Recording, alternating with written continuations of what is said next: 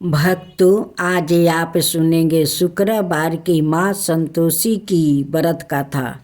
पुराने समय की बात है। एक गांव में एक ऐसी स्त्री रहती थी जो हर दिन दुख और कठिनाइयों से वो झेलती थी, लेकिन उसने कभी अपनी आस्था नहीं छोड़ी और हर शुक्रवार माँ संतोषी का व्रत करना शुरू किया। माँ की कृपा से उसके जीवन में ऐसा परिवर्तन आया कि उसकी सारी परेशानी खत्म हो गई। आज की यह कथा हमें सिखाती है कि सच्ची और श्रद्धा धैर्य से हर कठिनाई को पार किया जा सकता है। आइए सुनते हैं यह पवित्र व्रत कथा माँ संतोषी की। यह व्रत विशेष रूप से शुक्रवार के दिन किया जाता है। संतोषी माता को संतोष, शांति और सुख समृद्धि की देवी माना जाता है। मनाता है कि इस व्रत को सच्चे मन और श्रद्धा से करने पर माता अपने भक्तों की हर मनोकामना पूरी करती है। इस व्रत की विशेषता यह है कि भक्त पूरे दिन व्रत रखते हैं, माता की कथा सुनते हैं और संध्या समय गुड़ चने का भोग लगाकर व्रत का समापन करते हैं। व्रत करने वाले को इस दिन खाटा भोजन नहीं करना चाहिए, क्योंकि इसे अशुभ माना जाता है। संतोषी माता व्रत से घर में शांति, सुख, समृद्धि और संतोष बना रहता है। परिवार में चल रहे कलेश दूर होते हैं और जीवन में सकारात्मक ऊर्जा का संचार होता है। यही कारण है कि आज भी लाखों महिलाएं और पुरुष पूरे श्रद्धा भाव से यह व्रत करते हैं। संतोषी माता की व्रत कथा। एक सुदमिया नाम की औरत थी जिसके 7 बेटा था। उनमें से 6 कमाता था और 1 ना कमाने वाला था। ओ सुदमिया उन 6 को अच्छी रसोई बनाकर बड़े प्रेम से खिलाती है, पर 7वें को बाचा कुचा जूठन खिलाती है। परंतु वो भोला था, उसका मन में कुछ भी विचार नहीं करता था। एक दिन वो अपनी पत्नी से बोला, देखो मेरी माता को मुझसे कितने प्रेम करती है। उसने कहा, हाँ, वो तुम्हें जो सभिन की जूठन खिलाती है, फिर भी तुम्हें ऐसा कहते हो। वो चाहे तो तुम समय आने पर देख सकते हो। एक दिन बहुत बड़ा त्योहार आया। सुदमिया ने 7 प्रकार के भोजन और चूरमे के लड्डू बनाई। 7वां लड़का यह बात जांचने के लिए सिर दुखाने का बहाना करके पतला कपड़ा ओढ़ कर वो सो गया और देखने लगा। माँ ने उनको बहुत अच्छे आसनों पर बैठाई और 7 प्रकार के भोजन और लड्डुओं परोस कर उन्हें बड़े प्रेम से खिला रही थी। जब वो 6 उठ गया तो माँ ने उनकी थालियों से जूठन इकट्ठी की और उनसे 1 लड्डू बनाई। फिर वो 7वें लड़के से बोली, आओ रे बीरू, रोटी खा ले। वो बोला, माँ, मैं भोजन नहीं करूँगा, मैं तो परदेश जा रहा हूँ। माँ ने कहा, कल जाता है तो आज ही चला जा। वो घर से निकल गया। चलते समय उसे अपनी पत्नी की याद आ गई, जो गौशाले में कंधे थाप रही थी। वो बोला, हम परदेश को जा रहे हैं, आगे कूच कल तुम रहियो संतोष से, धर्म में अपना पालन करियो। इस पर उसकी पत्नी बोली, जाओ पिया आनंद से हमारी सोच हटाइए, राम भरोसे हम रहे, ईश्वर तुम्हें सहाय देहु, निशानी अपनी देख धरु मैं धीरे, सुधी हमारी ना बिसारियो, राखियो मन गंभीरे। इस बात पर वो लड़का बोला, मेरे पास कुछ नहीं है, यह अंगूठी है, सो लो और मुझे भी अपनी कोई निशानी दे दो। वो बोली, मेरे पास क्या है, यह गोबर भरे हाथ है। यह कहकर उसने उसकी पीठ पर गोबर भरे हाथ की थापा मार दी। वहां से बीरू चल दिया। चलते समय वो दूर देश में पहुंच गया। वहां एक व्यापारी की दुकान पर जाकर बोला, भाई मुझे नौकरी पर रख लो। व्यापारी को नौकर की जरूरत थी। वो बोला, तनख्वाह काम देख कर देंगे, तुम रह जाओ। वो सवेरे 7 बजे से रात की 12 बजे तक नौकरी करने लगा।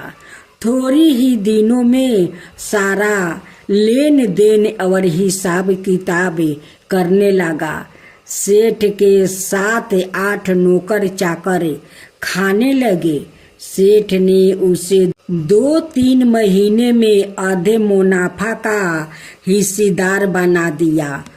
12 बरस में वो नामी सेठ बन गया और उसका मालिक उसके भरोसे काम छोड़कर कहीं बाहर चला गया।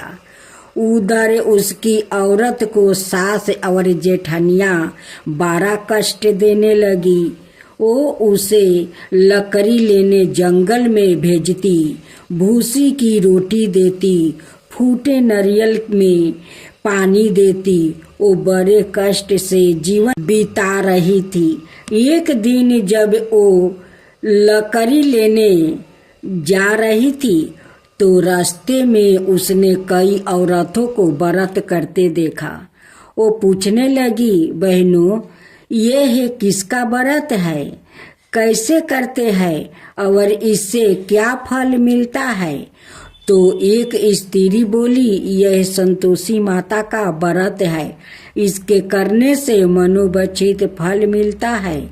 इससे गरीबी, मन की चिंताएं, राज के मुकदमे, कलहे, रोग नष्ट होते हैं और संतान सुख, धन संपदा, शांति, मन पसंद वर मिले। वो बाहर गए हुए पति के दर्शन होते हैं। उसने उस व्रत करने की विधि बता दिया। उसने रास्ते में सारी लकड़ियां बेच दी। वो गुड़ और चना ले लिया। उसने व्रत करने की तैयारी की। उसने सामने एक मंदिर देखा तो पूछने लगी, यह मंदिर किसका है? वो कहने लगी, यह संतोषी माता का मंदिर है। वो मंदिर में गई और माता के चरणों में वो लुटने लगी। वो दुखी होकर मिनती करने लगी, माँ मैंने अज्ञानी हूँ, मैं बहुत दुखी हूँ, मैं तुम्हारी चरण में हूँ, मेरा दुख दूर करो। माता को दया आ गई। एक शुक्रवार को उसके पति का पत्र आया और अगले शुक्रवार को पति का भेजा हुआ धन मिला। अब तो जेठ जेठानी और सास नाक से कुरा के कहने लगे, अब तो इसकी खातिर बढ़ेगी, यह बुलाने पर भी वो नहीं बोलेगी। वो बोली, पुत्रा और धन आवे तो सभी को अच्छा है। उसकी आंखों में आंसू आ गई। वो मंदिर में गई और माता के चरणों में गिरकर बोली, हे माँ, मैंने तुमसे पैसा कब मांगा था? मुझे तो अपना सुहाग चाहिए। मैं तो अपने स्वामी के दर्शन और सेवा करना मांगती हूँ। तब माता ने प्रसन्न होकर कहा, जा बेटी, तेरा पति आवेगा। वो बड़ी प्रसन्नता से घर गई और घर का काम काज करने लगी। उधर संतोषी माता ने उसके पति को सपने में घर जाने और पत्नी की याद दिलाई। उसने कहा, माँ, मैं कैसे जाऊं? परदेश की बात है, लेन देन का कोई हिसाब नहीं है। माँ ने कहा, मेरी बात माने, सवेरे नहा धोआ करे, मेरा नाम लेकर घी का दीपक जलाकर दंडवत करके दुकान पर बैठना। देखते देखते सारा लेन देन साफ हो जाएगा, धन का ढेर लग जाएगा।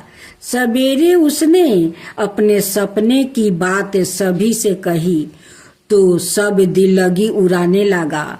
वो कहने लगा कि कहीं सपने भी सत्य होते हैं। पर एक बूढ़ी माँ ने कहा, भाई, जैसे माता ने कहा है वैसा ही करने में क्या डर है। उसने नहा धोआकर माता को दंडवत करके घी का दीपक जलाया और दुकान पर जाकर बैठ गया। थोड़ी ही देर में सारा लेन देन साफ हो गया, सारा माल बिक गया और धन का ढेर लग गया। वो प्रसन्न हुआ और घर के लिए गहने और सामान बेगरह खरीदने लगा। वो जल्दी ही घर को रवाना हो गया। उधर बेचारी उसकी पत्नी रोज लकड़ियाँ लेने जाती और रोज संतोषी माता की सेवा करती। उसने माता से पूछा, हे माँ, यह धूल कैसी उड़ रही है? माता ने कहा, तेरा पति आ रहा है, तू लकड़ियाँ के 3 बोझा बना ले, एक नदी के किनारे रख दे, एक यहाँ रख दे और तीसरा अपने सिर पर रख ले। तेरे पति के दिल में उस लकड़ियाँ के गूठर को देखकर मोह पैदा होगा। जब वो यहाँ रुक कर नाश्ता पानी करके घर जाएगा तब तू लकड़ियाँ उठाकर घर जाना और चौखट के बीच में गूठर डालकर जोर जोर से 3 आवाज लगाना। सासू जी, लकड़ियाँ का गूठर लो, भूसी की रोटी दो और नारियल के खोपरे में पानी दो। आज मेहमान कौन आया है? इसने माँ के चरण छुआ और उसके कहे अनुसार सारा कार्य किया। वह तीसरा गूठर लेकर घर गई और चौखट में डालकर कहने लगी, सासू जी, लकड़ियाँ का गूठर लो, भूसी की रोटी दो, नारियल के खोपरे में पानी दो। आज मेहमान कौन आया है? यह सुनकर सास बाहर आकर कपट भरे वचनों से उसके दिए हुए कष्टों को वो भुलाने लगी। कहने लगी, बेटी, तेरा पति आया है, आ मीठा भात और भोजन कर और गहने कपड़े पहने। अपनी माँ के ऐसे वचन सुनकर उसका पति बाहर आया और अपनी पत्नी के हाथ में अंगूठी देखकर वो व्याकुल हो उठा। उसने पूछा, यह कौन है माँ? माँ ने कहा, यह तेरी बहू है, आज 12 बरस हो गया, यह दिन भर घूमती फिरती है, काम काज करती नहीं है, तुझे देखकर नखरे करती है। ओ बोला, ठीक है, मैंने तुझे और उसे देख लिया है, अब मुझे दूसरे घर की चाबी दे दो, मैं उसमें रहूंगा। माँ ने कहा, ठीक है, जैसी तेरी मर्जी। और उसने चाबियों का गुच्छा पटक दिया। उसने अपना सामान तीसरी घर के भीतर ओ राख दिया। एक ही दिन में राजा का सामान ठाट बाट वाले बन गया। इतने में अगला शुक्रवार आया। बहू ने अपनी पति से कहा, मुझे संतोषी माता के व्रत का उद्यापन करना है। वो बोला, बहुत अच्छा, खुशी से कर लो। जल्दी ही उद्यापन की तैयारी करने लगी। उसने जेठ के लड़कों को भोजन करने के लिए कहा। उन्होंने मान लिया। पीछे से जेठानिया ने अपने बच्चों को सिखा दिया, तुम खटाई मांगना जिससे उसका उद्यापन पूरा ना हो। लड़कों ने भोजन कर लिया और खटाई मांगा। बहू कहने लगी, भाई खटाई किसी को नहीं दी जाएगी, यह तो संतोषी माता का प्रसाद है। लड़के खड़े हो गए और बोले, पैसा लाओ। वो भोली कुछ नहीं समझ सकी उनका क्या भेद है। उसने पैसा दे दिया और वो इमली की खटाई मंगाकर खाने लगा। इस पर संतोषी माता ने उस पर क्रोध हो गई। राजा के दूत उसके पति को पकड़ कर ले गया। वो बेचारी बड़ी दुखी हुई और रोती हुई माता जी के मंदिर में गई और उनके चरणों में गिरकर कहने लगी, हे माता, यह क्या किया? हंसा कर अब तुम मुझे क्यों रुलाने लगी? माता बोली, पुत्री, मुझे दुख है कि तुमने अभिमान करके मेरा व्रत तोड़ा है और इतनी जल्दी सब बातें भुला दिया। वो कहने लगी, माता, मेरा कोई अपराध नहीं है। मुझे तो लड़कों ने भूल में डाल दिया। मैंने भूल से ही उन्हें पैसा दे दिया। माँ, मुझे क्षमा करो माँ। मैं दोबारा तुम्हारा उद्यापन करूंगी। माता बोली, जा, तेरा पति रास्ते में आता हुआ ही मिलेगा। उसे रास्ते में उसका पति मिला। उसके पूछने पर वो बोला, राजा ने मुझे बुलाया था, मैं उससे मिलने गया था। वो फिर घर चली गई। कुछ ही दिनों बाद फिर शुक्रवार आया। वो दोबारा पति की आज्ञा से उद्यापन करने लगी। उसने फिर जेठ के लड़कों को बुलाने गई। जेठानियों ने फिर वही बात सिखा दिया। लड़कों ने भोजन की बात पर फिर खटाई मांगने लगा। उसने कहा, खटाई कुछ भी नहीं मिलेगी, आना हो तो आओ, नहीं तो मत आओ। यह कहकर वो ब्राह्मणों के लड़कों को बुलाकर भोजन कराने लगी। यथाशक्ति उसने उन्हें दक्षिणा दी। संतोषी माता उस पर बड़ी प्रसन्न हुई। माता की कृपा से 9वें मास में उसके एक चंद्रमा के समान सुंदर पुत्रा हुआ। अपने पुत्रा को लेकर वो रोजाना मंदिर जाने लगी। एक दिन संतोषी माता ने सोचा कि यह रोज यहाँ आती है, आज मैं इसके घर चलूं और इसका संसार देखूं। यह सोचकर उसने एक भयानक रूप बनाई। सूर्य के समान ओठ, जिन पर मक्खियाँ भिनभिना रही थी। इसी सूरत में वो उसके घर गई। आंगन का चौखट में पाँव रखते ही उसकी सास बोली, देखो कोई डाइन आ रही है, इसे भगाओ, नहीं तो किसी को वो खा जाएगी। लड़के भाग कर खिड़कियां बंद करने लगा। बीरू की पत्नी खिड़की से देख रही थी। वो ही से चिल्लाने लगी, आज मेरी माता मेरी ही घर आई है, आज मेरी माता मेरी ही घर आई है। यह कहकर उसने बच्चों को दूध पिलाने से हटा दिया। इतने में सास बोली, पगली किसे देख कर उतावली हुई है, बच्चों को पटक दिया। इतने में संतोषी माता के परिताप से वहाँ लड़के ही लड़के नजर आने लगा। बहू बोली, सासू जी, मैं जिसका व्रत करती हूँ यह वही संतोषी माता है। यह कहकर उसने सारी खिड़कियाँ खोल दिया।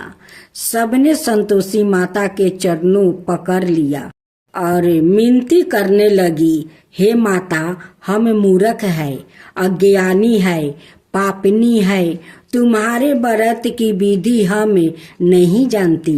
तुम्हारा व्रत भंग कर हमने बहुत बड़ा अपराध किया है। हे जगत माता, आप हमारा अपराध क्षमा करो। इस पर माता उन पर प्रसन्न हुई। बहू को जैसे फल दिया वैसे ही माता सबको देना।